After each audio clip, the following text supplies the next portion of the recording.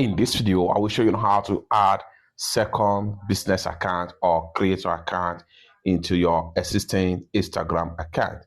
Let me show you how. Open up your Instagram app. Go ahead and click on your profile icon.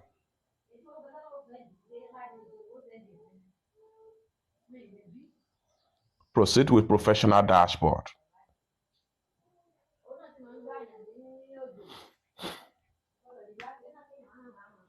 Go ahead and click on this setting icon. Then scroll down right here. Go ahead and click on add new professional account. Get more tools and switch for free. Go ahead and hit on next. At this point here, describe what best suits the account. The next thing you want to do is to go ahead and click on switch to professional account.